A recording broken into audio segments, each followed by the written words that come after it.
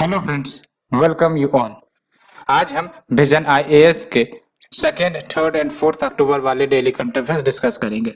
Discuss करने से पहले एक इम्पॉर्टेंट न्यूज फ्रेंड्स, कि ये जो आपका विजन आईएएस का डेली करंट अफेयर्स है, ये कुछ दिन तक आपको नहीं पब्लिश किए जाएंगे एंड अप्रोक्स 5-6 डेज के बाद आपको कंपाइलेशन प्रोवाइड कर दिया जाएगा। इसलिए 5 to 6 डेज आप रिवाइज कर सकते हो अपने स्टैटिक पोर्शन का, एंड इसके बीच में जो आपका कंपाइलेशन है I will provide you after 5 or 6 days. ठीक है, so friends, this was the news and I am really sorry because time constraint होने के कारण ये आपको सर्विसेज डेली बेसिस पर अभी प्रोवाइड नहीं करी जाएंगी, लेकिन definitely when I will return back I will definitely start to give you these DCAs यानी कि daily current affairs.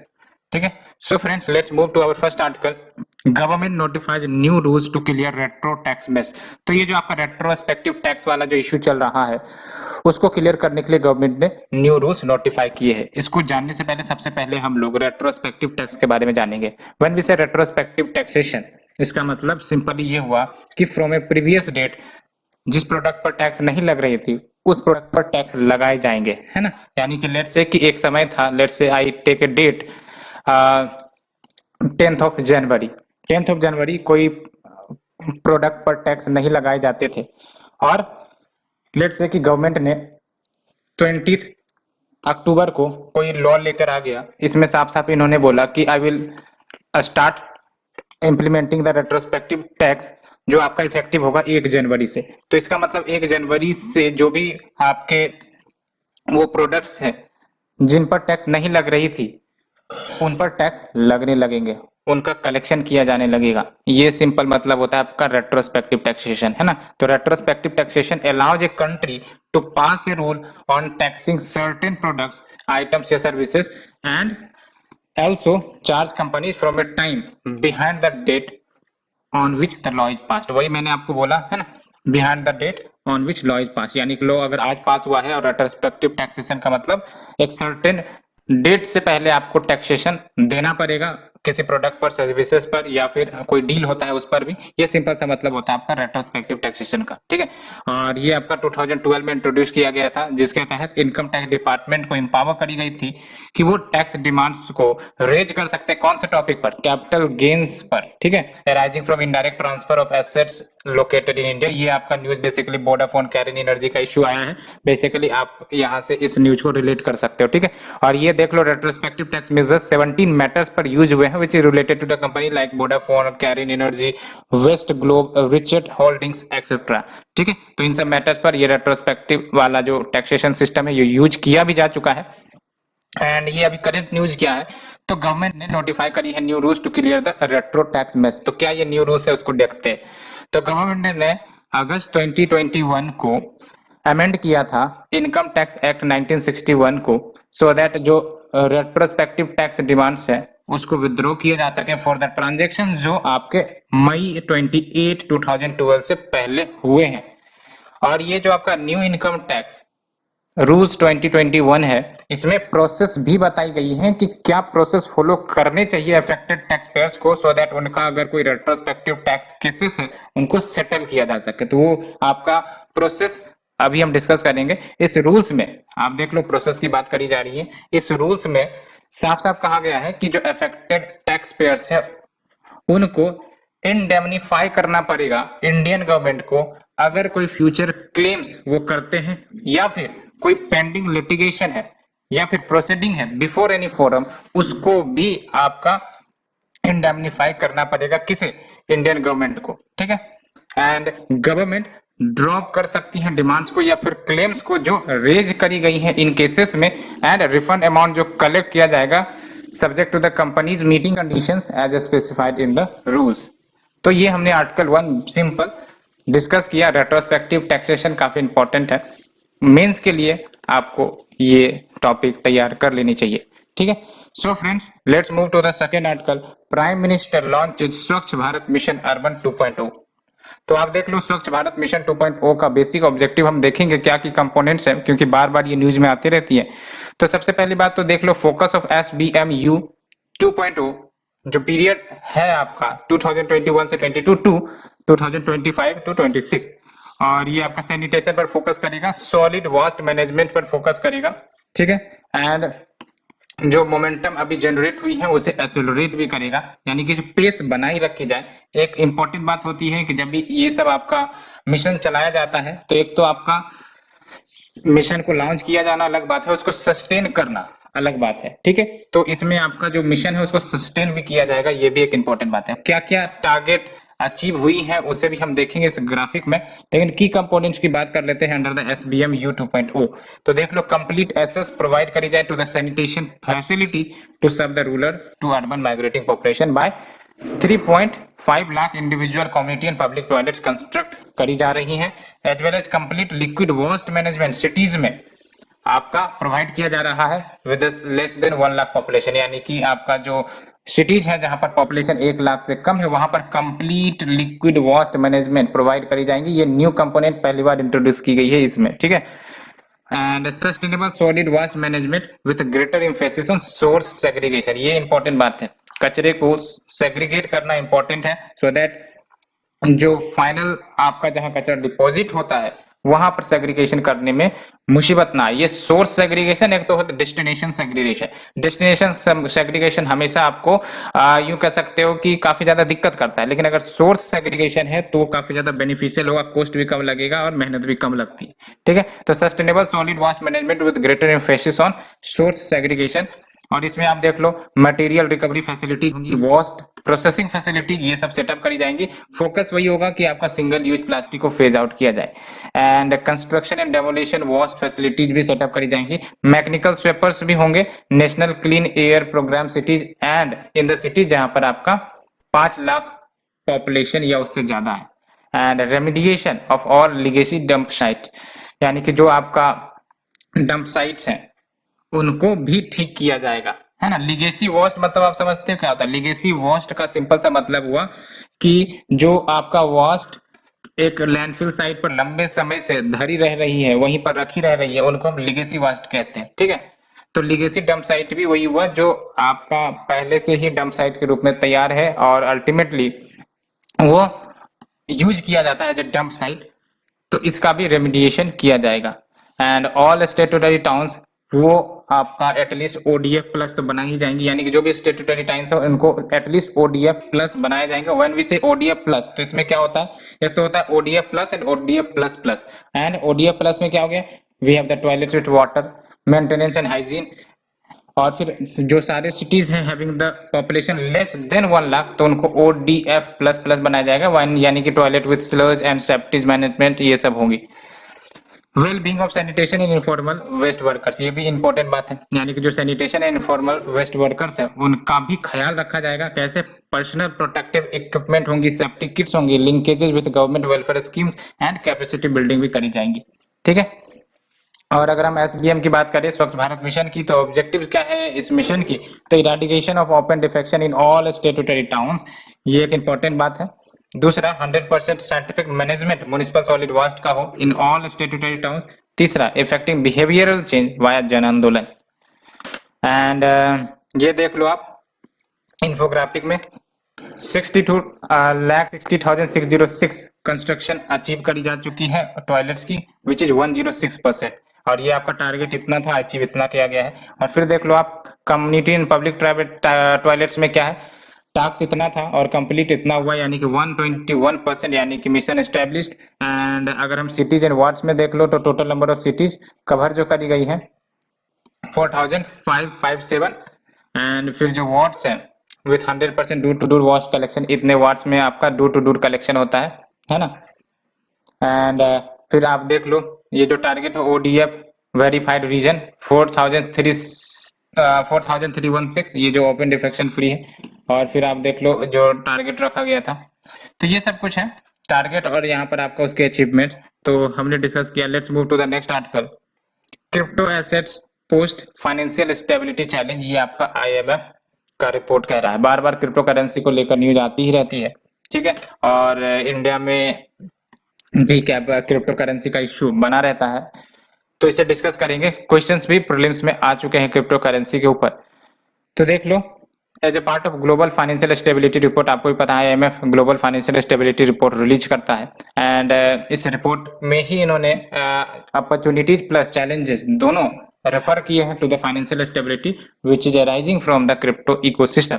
When we say crypto ecosystem तो इसमें आपका exchanges, wallets, miners and stable coin users ये सब आ जाते हैं जो क्रिप्टो करेंसी रिलेटेड ट्रांजेक्शंस को डील करते हैं। And when we say crypto currency, नाम से ही पता चल रहा है, ये बार बार न्यूज में आई थी, ये डिजिटल या फिर वर्चुअल करेंसी है जहां पर इनक्रिप्शन टेक्निक्स यूज किए जाते हैं सो दैट रेगुलेट कर सके क्रिप्टो करेंसी को जनरेट करने में। यानी कि आपको पता है कि ये जो क्रिप्टो करेंसी जनरेट होती है वो अनलिमिटेड अमाउंट में जनरेट नहीं होंगी, इसके लिए वेरियस कंप्यूटर्स की जरूरत होती है, वेरियस मशीन्स की जरूरत होती है, उस हिसाब से आपका ये जनरेट होता है, ठीक है।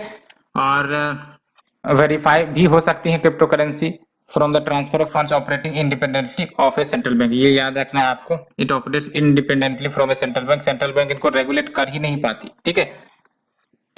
And total market value of crypto assets वो आप देख लो 10 फोल्ड हो गया है from early 2020 to reach present size of $2 trillion का ये आपका क्रिप्टो करेंसी का साइज हो गया है। आप समझ सकते हो क्या की हाईलाइट है इस रिपोर्ट की। तो अपॉर्चुनिटी की जो बात करी गई है देख लो, इससे आपका क्विक एंड इजी पेमेंट्स हो जाएगा, क्रॉस बॉर्डर पेमेंट्स भी हो सकती हैं आराम से, इंस्टेंट एसेसिबिलिटी हो सकती है इनोवेटिव फाइनेंशियल सर्विसेज का, inclusive access to the previously unbanked parts of the world. ये सब कुछ अपॉर्चुनिटीज है, लेकिन रिस्क भी है। क्या है? फाइनेंशियल इनस्टेबिलिटी हो सकती है बिकॉज ये वो काफी ज्यादा वोलेटाइल है। आप देख लो कि 10 टाइम्स जो इसकी मार्केट वैल्यू है वो बढ़ गई है 2020 अर्ली से।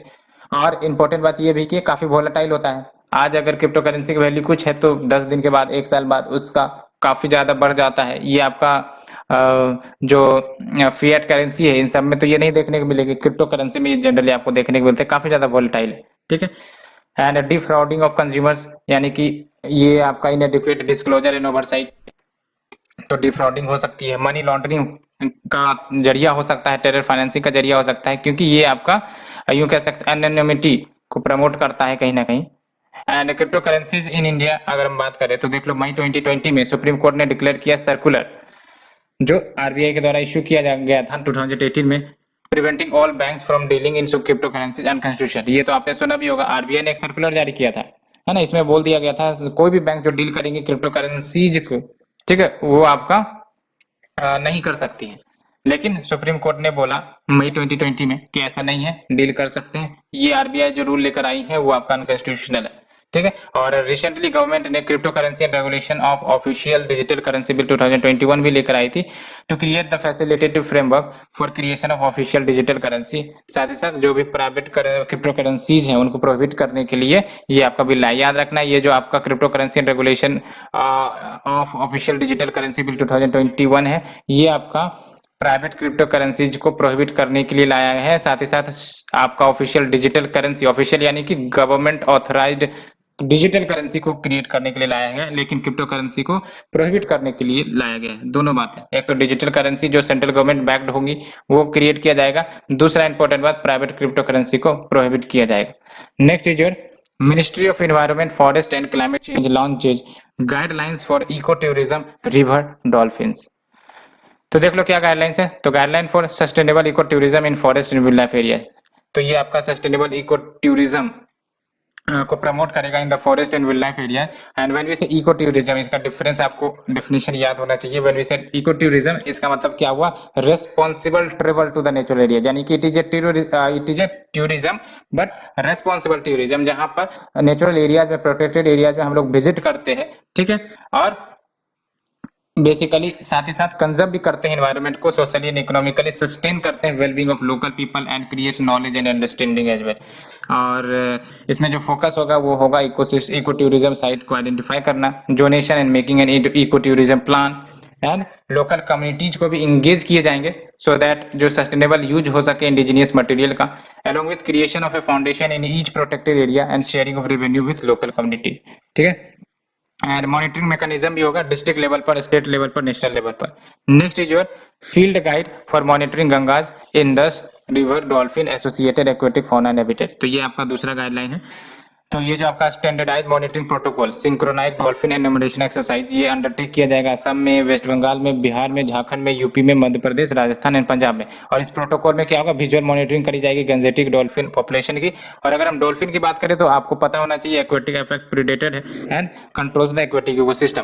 और ये डॉल्फिन आपको पता है मैमल है एंड गंजेटिक डॉल्फिन इसको national aquatic animal of India के रूप में भी डिक्लेयर किया गया है। And both Ganges and Indus dolphin ये आपका इंडेंजर्ड कैटेगरी में है IUCN के रेड लिस्ट में। ठीक है, so let's move to the next article friends.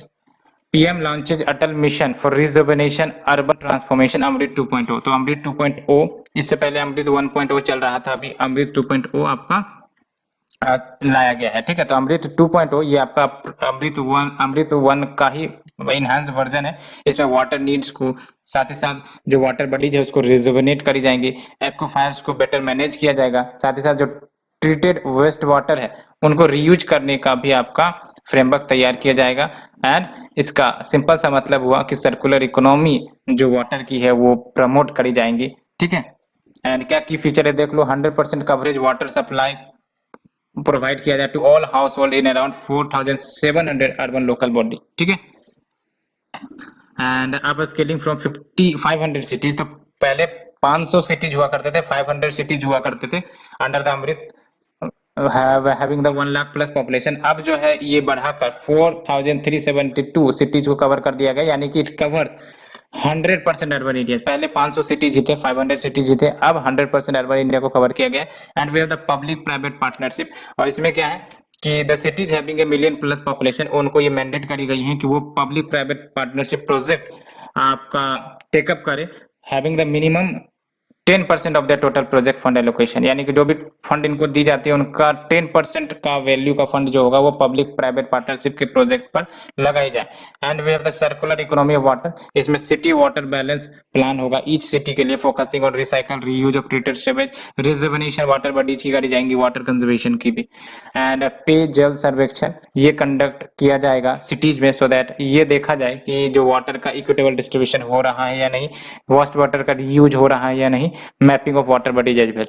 And AMRUT was launched with a focus on infrastructure creation. Aim क्या है, providing basic civic amenities like water supply, sewerage, urban transport, parks and to improve the quality of life for all. ठीक है, so friends let's move to the shorter news. Community of Portuguese language countries, क्या है ये आपका CPLP। तो recently India join कर चुका है CPLP को एज एन एसोसिएट ऑब्जर्वर, याद रखना मेंबर नहीं, as an associate observer. When we say CPLP तो ये आपका लुसोफोन कॉमनवेल्थ कहते हैं इसको, and it is association of Lusophone nation जो 4 कंटिनेंट्स में स्प्रेडेड है, जहां पर आपका पोर्टुगीज ऑफिशियल लैंग्वेज है। एंड मेंबर देख लो आपका Brazil, Angola, Cabo Verde, Guinea Bissau, Equatorial Guinea, Mozambique, पुर्तगाल, Sao Tome, Principe and Timor Leste, ये आपके कुछ मेंबर्स हैं। एंड मेन ऑब्जेक्टिव जो CPLP का है वो क्या है, political and diplomatic coordination, cooperation in all areas and promotion and diffusion of the Portuguese language as well. Next is Vayo Naman programme, और ये वायो नमन प्रोग्राम ऑर्गेनाइज किया गया है ministry of social justice and empowerment के द्वारा on the occasion of international day of older person. ठीक है, and on the occasion following the initiatives, क्या क्या इनिशिएटिव लॉन्च की गई है देख लो। एल्डरली हेल्पलाइन 14567 ये आपका लॉन्च करी गई है, साथ ही साथ सेग यानी कि senior care ageing growth engine portal ये भी लॉन्च किया गया है to encourage entrepreneurs in the area of elderly care. And we have the SACRED यानी कि senior able citizen for re employment in dignity portal, जो आपका सीनियर सिटीजन को कनेक्ट करेगा जॉब प्रोवाइडर के साथ in the private sector, so that अगर इनको कहीं जॉब की दरकार है या फिर कोई एम्प्लॉयर का जॉब प्रोवाइड करना चाहता है तो ये प्लेटफॉर्म आपको कनेक्ट करेगा। नेक्स्ट है जल जीवन मिशन, ये देख लो, ये न्यूज में फिर से आया है। क्या न्यूज है देख लो, 5 करोड़ फैमिलीज को प्रोवाइड करी जा चुकी है tap water connection since the announcement of जल जीवन मिशन 2019। तो जल जीवन मिशन पहली बात तो मिनिस्ट्री ऑफ जल शक्ति चला रही है, और इसके तहत functional house hold tap connection provide करी जाए एवरी होम बाय 2024। और ये इंप्लीमेंट किया जा रहा है एज एन डिसेंट्रलाइज, याद रखना डिसेंट्रलाइज मैनर में, demand driven and community manage programme के रूप में, जिसमें ग्राम पंचायत या फिर इनकी जो सब कमिटीज होंगी वो इंपॉर्टेंट रोल प्ले कर रही है to deliver these targets. And Feb 2021 में ministry of housing and urban affairs ने Jal Jeevan mission urban launch किया था, so that universal coverage water supply का प्रोवाइड किया जा सके all house hold via functional tap in all 4378 statutory town. Next is your wetlands of India portal, ये launch किया गया। ये जो पोर्टल है, इनिशिएटिव है, जिसके तहत सिंगल पॉइंट एसेस सिस्टम होगा जो सिंथेसाइज करेगा इन्फॉर्मेशन डिसेमिनेशन को रिगार्डिंग वेटलैंड साइट, यानी कि इसमें आपको वेटलैंड साइट्स का इन्फॉर्मेशन मिलेंगे, प्रोजेक्ट जो चल रहे हैं वो मिलेंगे, इनिशिएटिव एंड ट्रेनिंग, ये सब आपको इस पोर्टल पर जानकारी मिल जाएंगी। और ये लॉन्च किया गया मिनिस्ट्री ऑफ एनवायरमेंट के द्वारा। 46 इंडियन साइट्स को रिकॉग्नाइज किया गया। वेटलैंड्स ऑफ इंटरनेशनल इंपोर्टेंस जो आपका रामसर कन्वेंशन में कवर करता है, और जो रिसेंटली एड हुए हैं ये याद रखना है, Bhindawas wild life sanctuary and Sultanpur national park, ये आपका हरियाणा से, and Thol lake wild life sanctuary and Wadhwana wetland, ये गुजरात से। ठीक है, याद रखना है, Bhindawas wild life sanctuary, Sultanpur national park Haryana से, Thol lake wild life sanctuary and Wadhwana wetland ये गुजरात से रिसेंट वन है। Next is GI tag for white onion. तो व्हाइट ओनियन को जीआई टैग मिला है। व्हाइट ओनियन देख लो ऑफ अलीबाग, यानी अलीबाग रीजन है महाराष्ट्र में। ठीक है, white onion of Alibag in Maharashtra Raigarh district, इसको जियोग्राफिकल इंडिकेशन टैग मिल गया है। और जीआई टैग जो है ये आपको भी पता है वर्ल्ड वाइड रिकॉग्निशन प्रोवाइड करेगा, बिकॉज इनकी जो टेस्ट है स्वीट है एंड नो टीयर फैक्टर, ये इंपॉर्टेंट बात है, याद रखना है आपको। ये जो आपका व्हाइट ओनियन है it has no tear factor, आंख से आंसू नहीं निकलेंगे, as well as its medicinal properties के लिए भी जाने जाते हैं। It boost immunity, helps with insomnia, blood cleaning, blood pressure and heat related element सबको डील करता है। And GI is a sign जो यूज करी जाती है ऑन द प्रोडक्ट जिनका स्पेसिफिक ज्योग्राफिकल ओरिजिन, हमने डिस्कस किया था जीआई के बारे में। एक स्पेसिफिक ओरिजिन वाला प्रोडक्ट होता है, ये स्पेसिफिक लोकेशन में ही मिलेंगे आपको। ठीक है, इसलिए उनको जीआई टैग दिया जाता है। अगर हर जगह मिलेंगे तो फिर उनको जीआई टैग मिलेगी नहीं। ठीक है, that are known for their qualities और reputation that are due to their origin. And GI is a part of intellectual property of rights जो आपका पेरिस कन्वेंशन में आता है। ठीक है, तो पेरिस कन्वेंशन याद रखना है related to your IPU, intellectual property rights. ठीक है, and next is your Uronema africanum Borge, क्या है? तो recently researchers from university of Madras and presidency college Chennai isolate किया यूरोनिमा अफ्रीकनम बोर्ज को as a potential biodegradation agent for plastic seed. तो अगर ये पूछ लेगा कि यूएबी क्या है, तो ये आपका बायोडिग्रेडेशन एजेंट कह सकते हो जो प्लास्टिक सीड को डिग्रेड करने के लिए काम आ सकता है। एंड यूएबी आपका वैरायटी ऑफ माइक्रो एल्गा है जो different kind of extra cellular polysaccharides produce कर सकता है, एंजाइम्स, टॉक्सिन्स सच एज साइनोटॉक्सिन्स, ये सब प्रोड्यूस करता है ये यूएबी आपका। और ये पॉलीमर सीट के साथ रिएक्ट करता है एंड उसको फिर स्मॉलर मोनोमर्स में तोड़ता है और इस वे में वो डिग्रेड करता है।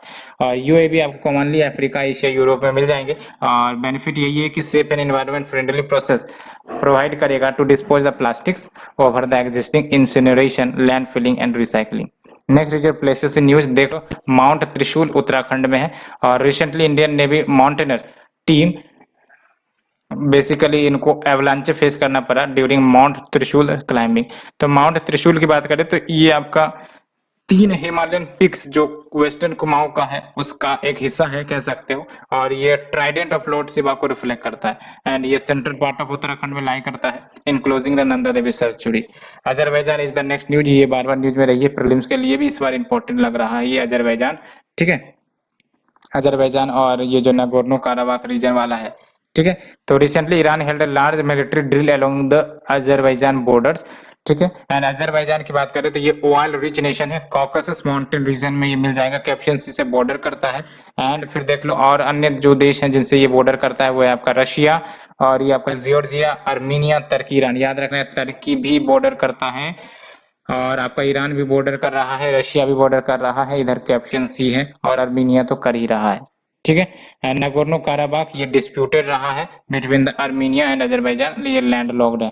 And river Kura largest river है which empties into the Caspian sea. And mount Bazarduzu दही ये हाईएस्ट पीक है। एंड नखीचेवन जो आपका सेपरेटेड है from the mainland by 35 kilometre, ये है आपका नखीचेवन। ठीक है, सेपरेटेड है फ्रॉम द अजरबैजान और ये एक्सक्लेव है अजरबैजान का, याद रखना है आपको। ठीक है, तो ये जो रीजन है आपका तो नागोर्नो काराबाख फिलहाल अभी अजरबैजान के पास है और ये भी जो हमने अभी डिस्कस किया नखीचेवन ये भी आपका अजरबैजान का ही है। सो हमने ये आज का लेक्चर सीरीज डिस्कस किया फ्रेंड्स। अगले 4-5 दिन आपको ये लेक्चर सीरीज नहीं मिलेंगे, I am really sorry, but after 4-5 days I will definitely provide you the compilation of this series in a single unit. Thank you friends, thank you very much.